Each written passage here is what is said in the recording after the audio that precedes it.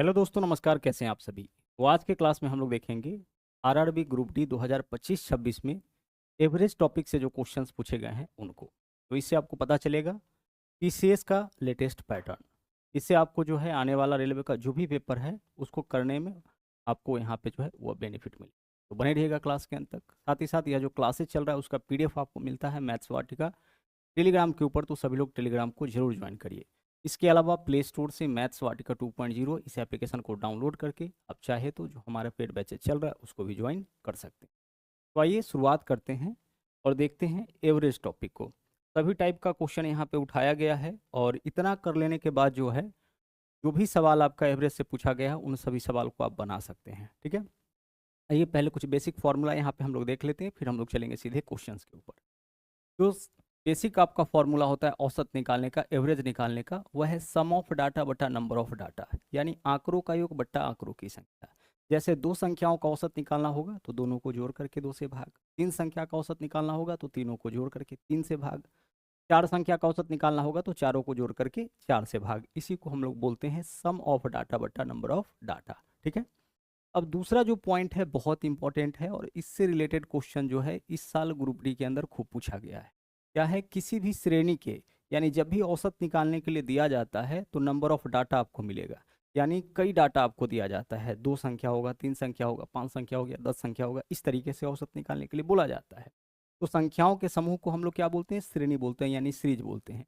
तो किसी भी श्रेणी के प्रत्येक पदों में जो परिवर्तन होगा, जैसे क्वेश्चन में ऐसे बोला जाएगा कि किसी श्रेणी के प्रत्येक पदों में दो की वृद्धि की गई है या दो की कमी की गई है या दो से गुणा किया गया है या फिर दो से भाग किया गया है, तो उस केस में उसका औसत क्या होगा?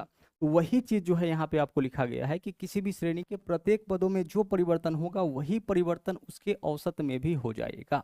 यानी प्रत्येक पद में जो भी चेंजेज आप करिएगा ना, वही चेंजेस क्या हो जाएगा? औसत के अंदर भी आपको देखने को मिल जाएगा। क्वेश्चन किस तरीके से इसके ऊपर आधारित पूछा जाता है आगे अब हम लोग देखने वाले हैं।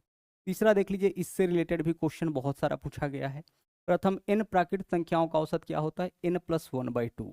जैसे पहले 10 संख्या का औसत क्या होगा? 10 + 1/2। पहले 20 संख्या का औसत क्या होगा? 20 + 1/2। पहले 30 संख्या का औसत क्या होगा? 30 + 1/2। ठीक है, पहले n प्राकृत संख्या यानी कि पहला जो n नेचुरल नंबर है उसका औसत निकालने का यह फॉर्मूला। इसके अलावा आपसे पूछा जाता है प्रथम n विषम प्राकृत संख्याओं का औसत। तो अगर आपसे विषम प्राकृत संख्याओं का औसत पूछा जाएगा तो जितना का पूछा जाएगा वही हो जाएगा। जैसे पहले 10 विषम प्राकृत संख्याओं का औसत 10, पहले 20 विषम प्राकृत संख्याओं का औसत 20। ठीक है, लेकिन अगर सम प्राकृत संख्याओं का औसत पूछा जाए कि पहला n सम प्राकृत संख्याओं का औसत क्या होगा, तो यह क्या हो जाता है? आपका n+1 हो जाता है। जैसे देखिए यहाँ पे अगर हम पहला 3 सम संख्या लेते हैं तो क्या होगा हमारा? 2, 4 और 6 होगा। इसका औसत कैसे निकालेंगे? आंकड़ों का योग बट्टा आंकड़ों की संख्या। तो 6, 4, 10, 2, 12, 12 में 3 से भाग करेंगे, कितना हो जाएगा? 4। कितना औसत आ गया आपका? औसत यहाँ पे आ गया 4। तो पहला 3 है ना, पहला 3 सम संख्या का औसत कितना आया है? 4 आया है, यानी 3 + 1 आया है। पहले 10 सम प्राकृत संख्याओं का औसत, तो 10 + 1 कितना हो जाएगा? 11 हो जाएगा। ठीक उसी प्रकार से आगे देखिए, यह टर्म भी आपका बहुत इंपॉर्टेंट है। यदि श्रेणी समानांतर हो, समानांतर कहने का मतलब है वैसा श्रेणी जिसके दो लगातार पदों के बीच का अंतर समान हो, वह क्या कहलाता है? आपका समानांतर श्रेणी। जैसे यहाँ पे देखिए इस तरह से हम लिखे 10 है, फिर 15 है, फिर 20 है, फिर 25 है, इस प्रकार से अगर श्रेणी लिखा जाए तो यह क्या कहलाएगा? हमारा समानांतर श्रेणी। अगर हम लिखे यहाँ पे 11 है, 13 है, 15 है, 17 है, यह सब क्या है? यह है आपका समानांतर श्रेणी हो गया। ठीक है, जिनके दो लगातार पदों के बीच का अंतर समान हो वह कहलाता है समानांतर श्रेणी, यानी कि एक समान जिसमें वृद्धि या कमी आपको देखने को मिले। ठीक है, तो अगर ऐसा कोई श्रेणी है और उसका एवरेज आपको निकालने के लिए बोला जाए, औसत निकालने के लिए बोला जाए, तो आपको केवल पहला और अंतिम पद लेना है, फर्स्ट प्लस लास्ट बाई 2 कर लेना है, यानी प्रथम पद प्लस अंतिम पद बटा 2, या फिर उसका जो मिडिल टर्म होगा वह आपका औसत हो जाएगा। यह डिपेंड करता है कि डाटा किस तरीके का दिया है। अगर छोटा डाटा है, अगर मिडिल टर्म आप आसानी से निकाल सकते हैं तब तो मिडिल टर्म निकाल लीजिए, और अगर बड़ा डाटा दे रखा है, बड़ा सीरीज है, उस केस में आप पहला और अंतिम पद पता करिए, दोनों को जोड़ करके 2 से भाग। जैसे देखिए हम यहाँ पे कहें आपसे कि 11 है, 13 है, 15 है, 17 है और 19 है, क्या यह समानांतर श्रेणी में है? दो लगातार पदों के बीच का अंतर समान है? आप बोलोगे कि सर बिल्कुल समान है, यहाँ दो का अंतर, दो का अंतर, दो का अंतर, दो का अंतर समान है। तो औसत क्या हो जाएगा? औसत इसका मिडिल टर्म, तो बीच में देखिए तो कौन सा पद है? बीच में आपका 15 है, तो औसत क्या हो जाएगा? 15। अच्छा, इसका औसत हम फर्स्ट प्लस लास्ट बाई 2 से भी निकाल सकते हैं। देखिए पहला पद 11 है, अंतिम 19 है।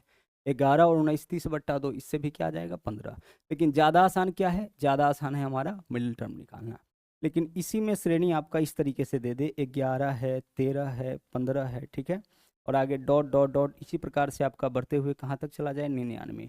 अब बताइए इसका औसत क्या होगा। तो अब हो सकता है कि यहाँ पे देखिए इस सीरीज में ढेर सारा पद है, तो मिडिल टर्म निकालने में दिक्कत हो सकती है। तो कोई दिक्कत नहीं है, पहला टर्म तो हमें पता है ना क्या है 11, लास्ट वाला क्या है 99, तो हम लिखेंगे पहला पद प्लस अंतिम पद और लास्ट में क्या जाएगा आपका 2। अगर जोड़िएगा तो 110/2 यानी कितना हो जाएगा आपका 55, यानी औसत हमारा यहाँ पे 55 निकल गया।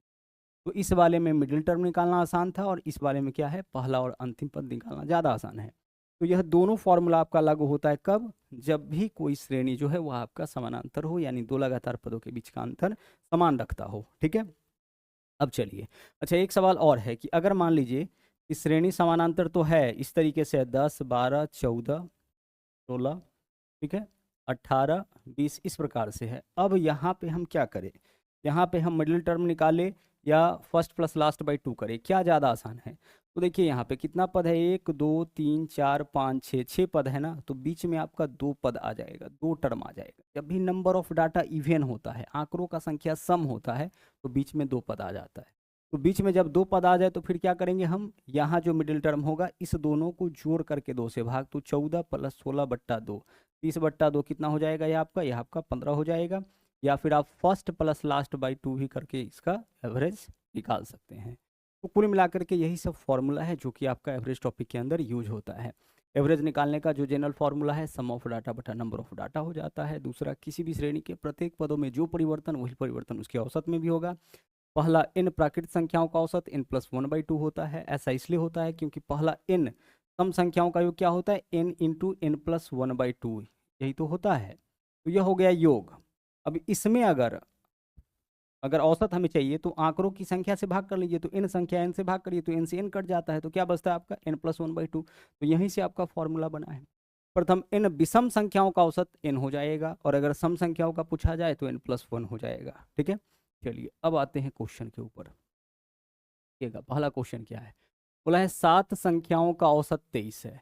अभी देखिए औसत कितना दे रखा है, एवरेज कितना दे रखा है 23। अब बोला है अगर प्रत्येक में से 7 घटाया जाए उसके बाद जो है नया औसत क्या होगा।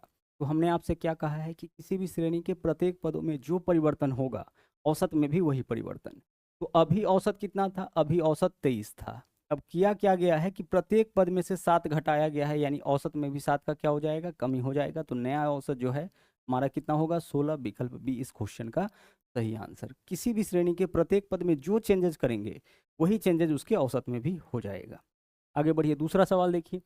7 संख्याओं का औसत 23 है। देखिए औसत अभी कितना है, औसत अभी 23 है। बोला क्या गया, प्रत्येक में 4 की वृद्धि। तो अगर प्रत्येक में 4 की वृद्धि करेंगे तो औसत में भी 4 की वृद्धि हो जाएगी। तो 23 और 4 कितना हो जाएगा, नया वाला औसत। नया वाला औसत आपका यहाँ पे 27 हो जाएगा। आगे चलिए, एक और क्वेश्चन देखिए, यहाँ पे सेम है।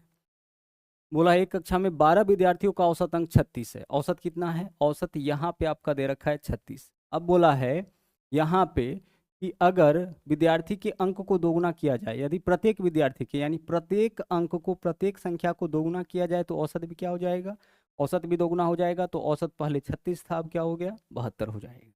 प्रत्येक में जो परिवर्तन वही परिवर्तन इसके औसत में भी। आगे चलिए, अगला सवाल देखिए यहाँ पे क्या है। यहाँ पूछा गया है 8 संख्याओं का औसत 121 है।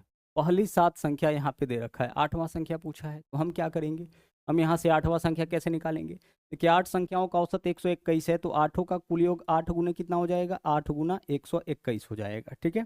चलिए यह हो गया 8 संख्याओं का कुल योग। अब आगे देखिए, हम इसमें से क्या करेंगे कि सभी 7 संख्याओं का जो योग है उसको जोड़ करके इसमें से घटा लेंगे।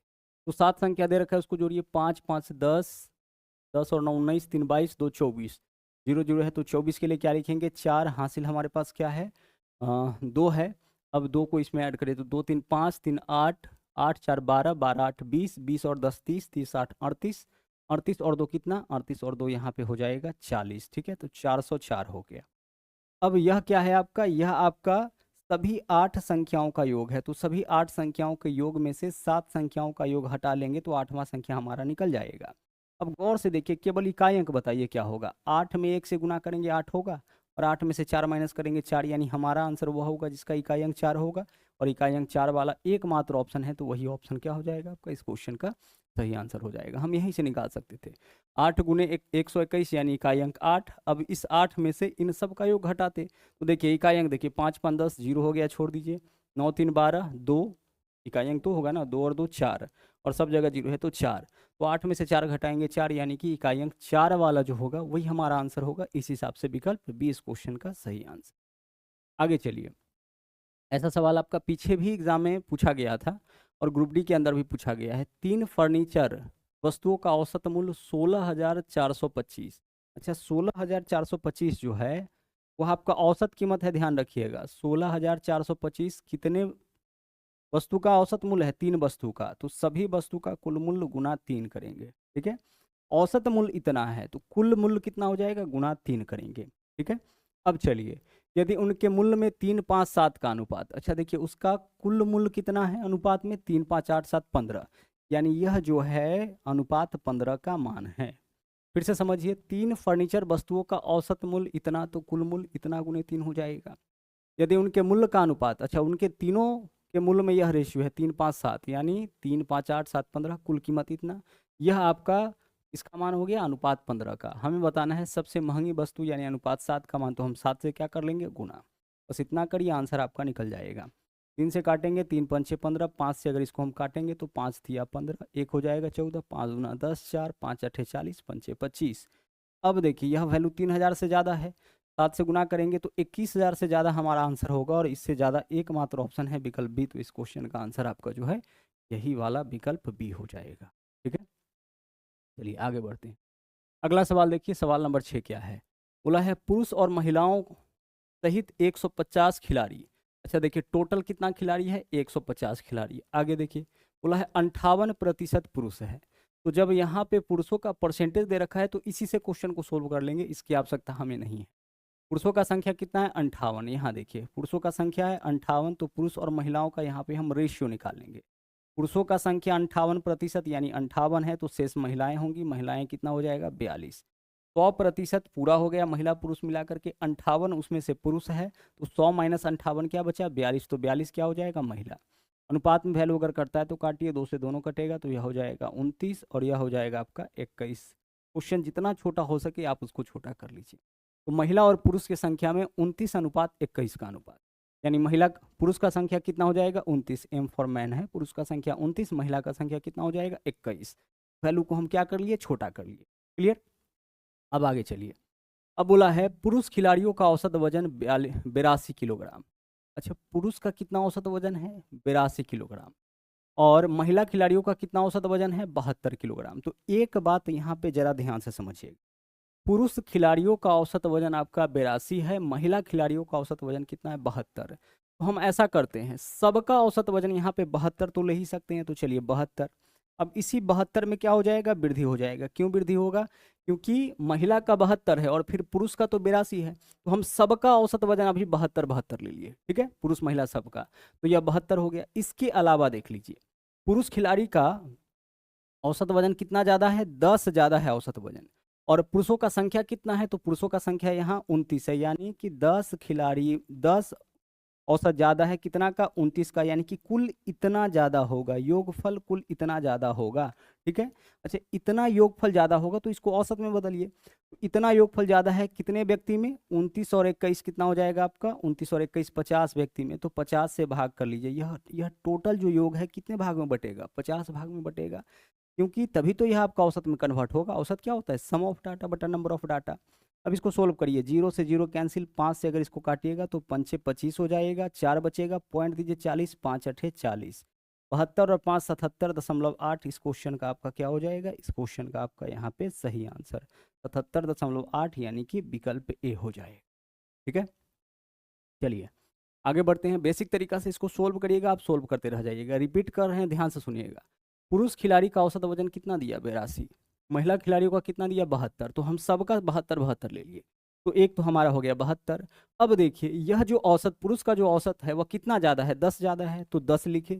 अब यह 10 ज़्यादा कितने व्यक्ति, कितने पुरुषों का है तो 29 पुरुषों का है, यानी कुल कितना ज़्यादा होगा 10 गुने 29, यानी इतना ज़्यादा है, कुल इतना जो है आपका टोटल इतना ज़्यादा है आपका। ठीक है, इसको औसत में कन्वर्ट करना है तो यह कितने में बटेगा, 50 में बटेगा। ठीक है, 50 से भाग कर ली।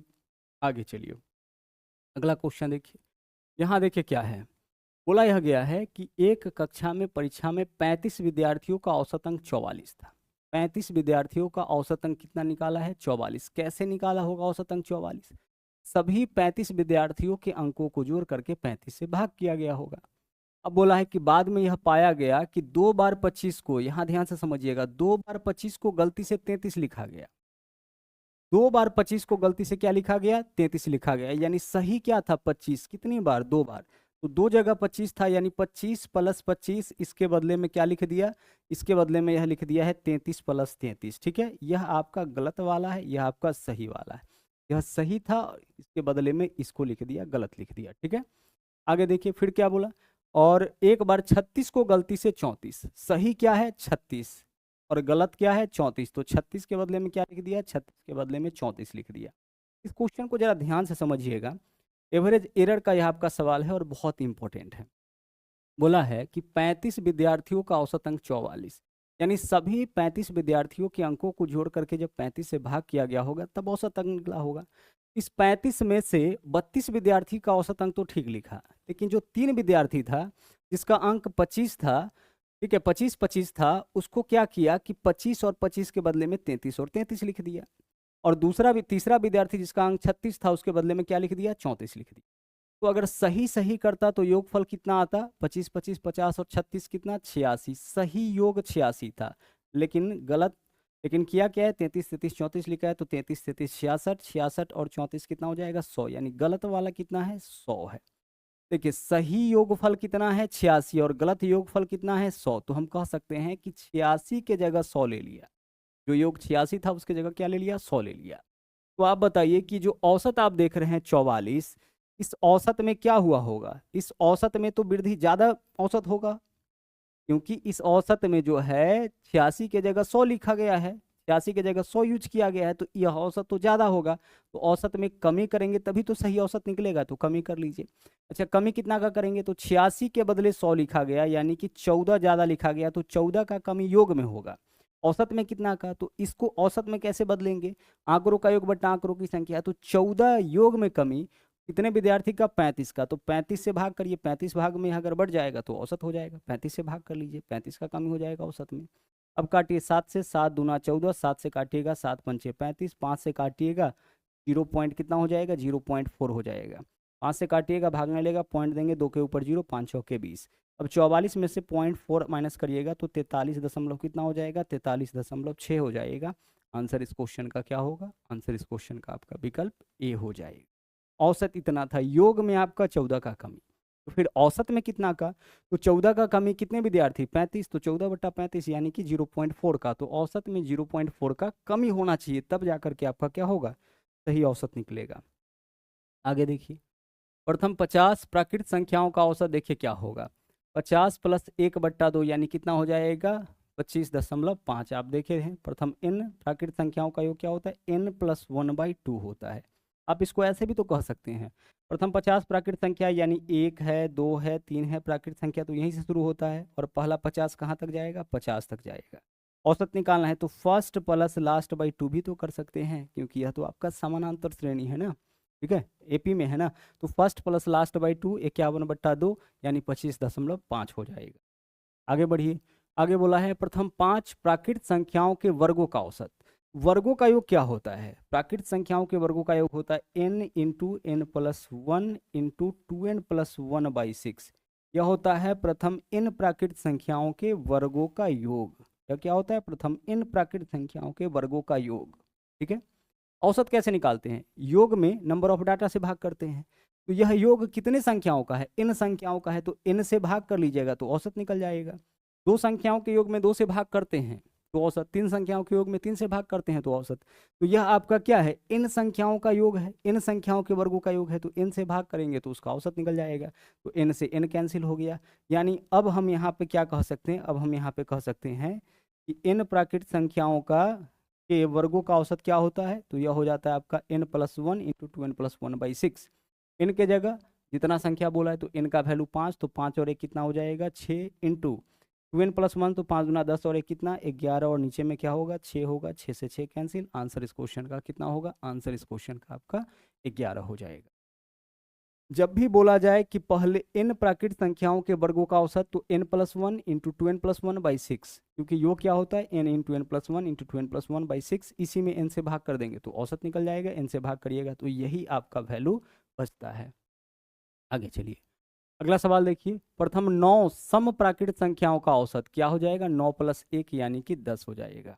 प्रथम n सम संख्याओं का औसत n+1 होता है, ठीक है। चलिए आगे बढ़ते हैं। अगला क्वेश्चन देखिए, इस क्वेश्चन को ऐसे भी बना सकते हैं। पहला 9 सम प्राकृत संख्या, तो पहला सम संख्या क्या हो जाएगा 2 हो जाएगा, दूसरा क्या हो जाएगा 4 हो जाएगा, तो इसी तरीके से 9वां क्या हो जाएगा 18 होगा। ये पहला, अगर पहला सम संख्या 2 गुने 1 होगा, तो उसी तरह से जो 9वां सम संख्या होगा वह 2 गुने 9 यानी 18 हो जाएगा।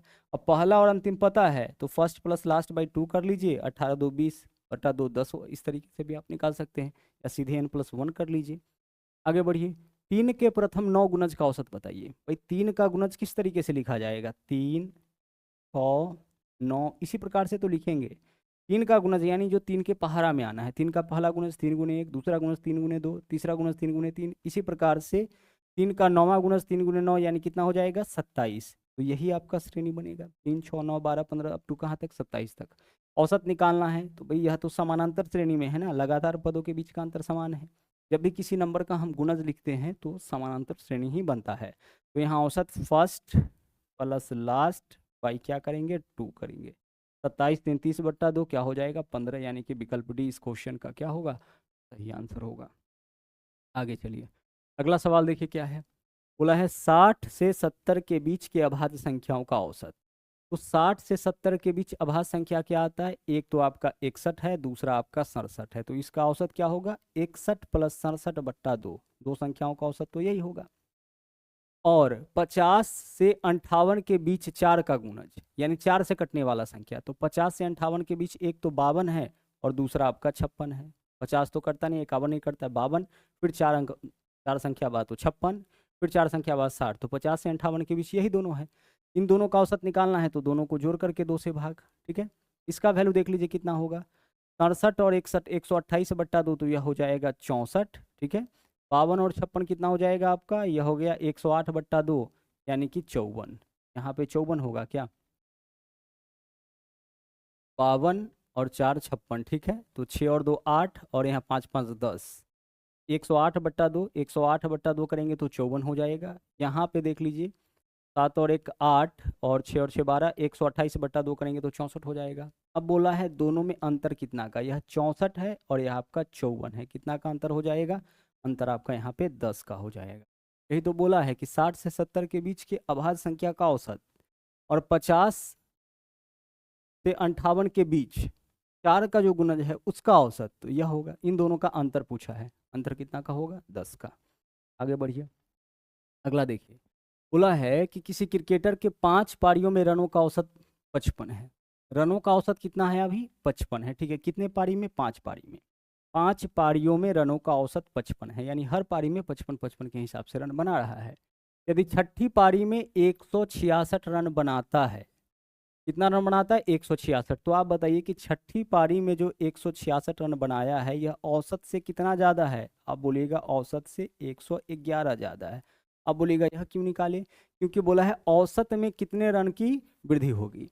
तो सबसे पहले एक चीज़ बताइए कि 166 रन बनाया छठी पारी में, औसत से कितना ज़्यादा 111, यानी 111 का ही वृद्धि होगा योग में।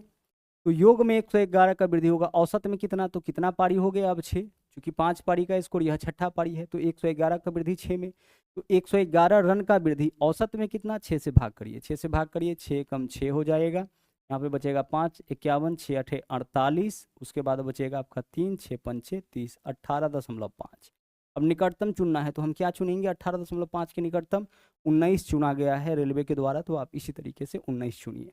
18.5 का निकटतम क्या चुनेंगे हम, 19 चुनेंगे। 19.5 होता तो क्या चुनते हम यहाँ पे 20 चुन लेते हैं, ठीक है। आगे चलिए, अगला सवाल एक और क्वेश्चन सेम है।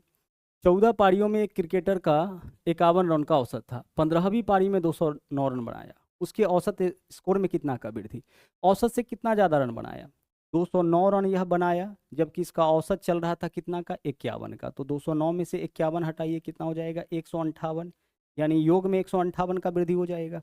होगा 9 में से 1 घटाएंगे 8, 20 में से 5 घटाएंगे 15। तो योग में 158 का वृद्धि होगा। कितने संख्याओं के योग में? 14 पारी, अब इसको मिला करके 15वां पारी, 15 पारी में 15 से भाग करिएगा तो औसत में वृद्धि निकल जाएगा। 15 से भाग करिए, 15 दहाई 150 हो जाएगा। क्या बचेगा यहाँ पे? 8 पॉइंट देंगे, 8 के ऊपर 0, 15 पंचे 75, यानी 10.5 की वृद्धि। 10.5 की वृद्धि, यानी कि निकटतम पूर्णांक हम क्या ले लेंगे यहाँ पे? 11। तो आंसर इस क्वेश्चन का क्या होगा? 11 की वृद्धि आपका टोटल हो जाएगा। आगे चलिए, अगला सवाल देखिए क्या है। 69 छात्रों की एक कक्षा में भौतिकी की परीक्षा दी, ठीक है। टोटल 69 छात्र हैं। 17 छात्रों का औसत स्कोर 94 था और अन्य छात्रों का औसत अंक 84 था। अब जरा ध्यान से समझिएगा, टोटल कितना स्टूडेंट है? 69 स्टूडेंट है। इसमें से जो 17 स्टूडेंट है, ध्यान से समझिएगा, जो 17 स्टूडेंट है इसका स्कोर तो 94 है। बाकी जो बच गया स्टूडेंट उसका औसत स्कोर कितना है? 84। तो हम छोटा वाला यहाँ पे ले लेते हैं। हम यहाँ पे ले लेते हैं सबका औसत स्कोर कितना कितना? 84। सबका, सभी 69 का, तो 84 हो गया। अब इसमें तो वृद्धि ही होगा ना, क्योंकि बाकी जो है आपका उसका औसत स्कोर तो ज़्यादा है। तो कितना ज़्यादा है? 10 ज़्यादा है। अच्छा, ये जो 10 ज़्यादा है कितने छात्रों का? 17 छात्रों का, यानी 10 गुने 17, योग में इतना का, योग इतना ज़्यादा है। और योग जो है वह सभी में बटेगा, यानी कितने छात्रों में बटेगा? 69 छात्रों में। तो 69 से भाग कर लीजिए। इतना ही, 84 से इतना ही ज़्यादा आपका क्या हो जाएगा? यही ज़्यादा आपका औसत स्कोर हो जाएगा। देखिए यहाँ पे 17, 69 में से 17 छात्र का औसत 94 है, बाकी बचेगा क्या है? 84। तो सबका 84 84 हम ले लिए, तो 84 हो गया। अब देखिए कितना ज़्यादा है इससे? 17 छात्रों का 10 ज़्यादा है। तो ये 10 ज़्यादा है कितने छात्रों का? 17, यानी योग कितना ज़्यादा है? 170 योग ज़्यादा है। तो अब ये योग को औसत में बदलना है, तो कितने से भाग करेंगे? 69 छात्र है तो 69 से भाग करेंगे। अब 69 से इसमें भाग करिए, यह वैल्यू हमारा कितना है? 170 है।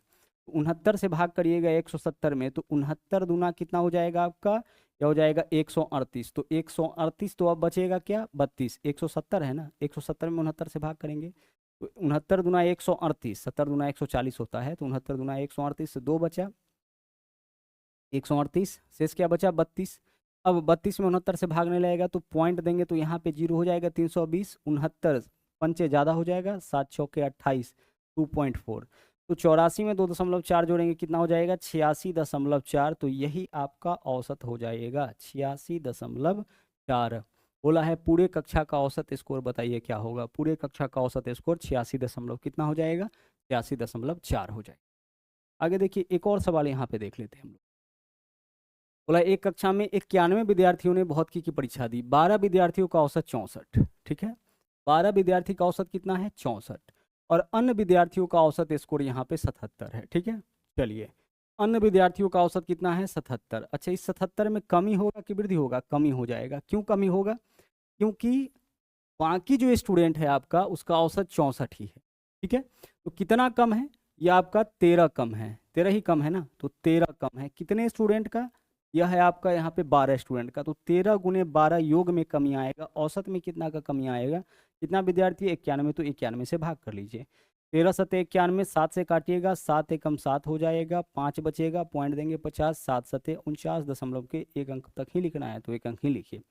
77 में से 1 घटाएंगे तो 76, 76 में से 0.7 घटाएंगे तो 75 दशमलव कितना हो जाएगा? 75.3 हो जाएगा। यही आपके क्वेश्चन का क्या होगा? यही आपके क्वेश्चन का राइट आंसर हो जाएगा, ठीक है। चलिए, तो इस तरीके से अपने क्वेश्चन का हमें आंसर निकालना है। देखिए यहाँ पे अन्य विद्यार्थियों का टोटल कितना स्टूडेंट है? टोटल आपका यहाँ पे 91 स्टूडेंट है, ठीक है। इन 91 स्टूडेंट में से 12 विद्यार्थी जो है, ठीक है, ये जो 12 विद्यार्थी है इसका औसत कितना है? इसका औसत आपका 64 है, ठीक है। अब बचा कितना? अब 91 में से यहाँ पे घटा लीजिएगा तो 89 हो जाएगा। 89 और 2 81 और 10 91। इस 89 का औसत कितना है? इसका औसत यहाँ पे 77 दे रखा है। तो यह तो बड़ा डाटा है, तो हम छोटा डाटा की तरफ चलेंगे। तो सबसे पहले हम यह देख लिए पूरे का औसत हम लोगों से पूछा है, विद्यार्थी टोटल कितना है 91, इसमें से 12 का औसत कितना है 64, शेष 79 का औसत कितना है 77। तो हम सबका औसत यहाँ पे 77 लेके चले, सबका औसत कितना लेके चले 77 77, ठीक है भाई 77। लेकिन बाद में देखिए कि यहाँ पे औसत तो 64 ही है, यानी कि इस 77 में तो कमी हो जाएगा, क्योंकि इसके साथ जिसको हम मिलाने वाले हैं उसका औसत तो कम है, यानी इस औसत में तो कमी होगा। पहले से औसत 77 है, लेकिन इसमें हम वैसे स्टूडेंट्स को मिलाने वाले हैं जिसका औसत कम है, यानी कि अब जो यह औसत है वह घटेगा। कितना घटेगा? तो 77 है, 77 से औसत 64 हो रहा है, यानी कि 13 का कमी हो रहा है औसत में। कितने स्टूडेंट के औसत में? 12 स्टूडेंट के औसत में। तो 13 गुने 12 हो जाएगा, यानी कुल इतना का कमी होगा। और इतना का कमी हो जाएगा किसमें? योग में। औसत में कितना का कमी? तो यह कितने स्टूडेंट का है? 91 स्टूडेंट का। तो 91 से भाग करेंगे तो इससे योग में कमी आपका निकल जाएगा। तो हमारा आंसर 75 दशमलव कितना होगा? 3 हो जाएगा। आगे चलिए, अगला सवाल देखिए। एक कक्षा में 25 विद्यार्थियों का औसत आयु 27 वर्ष, ठीक है भाई। अब बोला है शिक्षक की आयु को भी शामिल कर लिया जाए, ऐसा बहुत सारा क्वेश्चन आता है। तो अभी देखिए औसत कितना है? अभी औसत है 27। अब शिक्षक को जब शामिल किया गया है तो औसत बढ़ गया है, यानी कि शिक्षक का आयु 27 से ज्यादा होगा। शिक्षक का आयु क्या होगा? 27 से ज्यादा होगा, क्योंकि सबका औसत 27 चल रहा था। जब शिक्षक को शामिल किया गया तो औसत बढ़ गया, यानी शिक्षक का आयु क्या होगा? 27 से ज्यादा होगा। कितना ज्यादा होगा? तो औसत कितना बढ़ गया? पहले से पूरे कक्षा का औसत 27 था, अब 28 हो गया, यानी 1 का वृद्धि हुआ है औसत में। अच्छा, यह 1 का वृद्धि हुआ है कितने व्यक्तियों के? 25 विद्यार्थी, एक शिक्षक है, यानी 26 विद्यार्थियों के। तो 1 गुने 26 योग में आपका वृद्धि हो जाएगा, यानी जो शिक्षक होंगे वह 27 प्लस आपका 1 गुने 26 साल के। तो 27 प्लस 26 कितना हो जाएगा? 53, यानी कि शिक्षक आपका कितने वर्ष के हो जाएंगे? 53 वर्ष के। आंसर इस क्वेश्चन का क्या होगा? विकल्प सी होगा। ऐसा भी क्वेश्चन आपका ढेर सारा पूछा गया है, ठीक है। आगे चलिए, अगला सवाल देखिए। एक कक्षा में 35 छात्रों का औसत आयु 46 वर्ष, ठीक है भाई। आगे देखिए क्या बोला। यदि शिक्षक के आयु को भी शामिल कर लिया जाए तो पूरे समूह का औसत जो है 47 वर्ष हो जाता है। तो अभी औसत कितना है? 46। अच्छा, इस औसत में वृद्धि होगा कि कमी? वृद्धि होगा, क्योंकि इसमें देखिए इसमें क्या हो जाएगा आपका? वृद्धि होगा। अब ध्यान से समझिएगा, औसत में वृद्धि हुआ है, यानी कि जो शिक्षक का आयु है, जो व्यक्ति आया है उसका आयु 46 से ज्यादा ही होगा, तभी तो आपका औसत बढ़ा है। अब कितना औसत बढ़ गया? पहले से 46 था, अब 47 हो गया, यानी 1 का वृद्धि हुआ। अच्छा, यह 1 का वृद्धि कितने व्यक्तियों में हुआ है? पहले से 35 था, एक शिक्षक आया तो 36, यानी 36 व्यक्तियों की आयु में 1 की वृद्धि, यानी कुल वृद्धि 1 गुने 36 का हो गया। तो पहले से 46 था और 1 गुने 36 यानी 36 साल और बढ़ गया। तो 35 प्लस 46 प्लस 36 यानी क्या हो जाएगा आपका? 82 वर्ष। तो जो शिक्षक होंगे वो कितने वर्ष के हो जाएंगे? 82 वर्ष के हो जाएंगे। हमारा आंसर इस क्वेश्चन का क्या होगा? विकल्प सी होगा, ठीक है। चलिए, तो इस तरीके से आपका जो है वह एवरेज टॉपिक का कंप्लीट निचोड़ हमने आपको करा दिया, ठीक है। जैसा कि हमने आपको पहले बताया कि इसका पीडीएफ आपको मिल जाएगा मैथ्स वाटिका टेलीग्राम के ऊपर, तो सभी लोग टेलीग्राम को जरूर ज्वाइन करिए। इस वीडियो में इतना ही, मिलते हैं फिर से हम लोग अगले वीडियो। Thank you.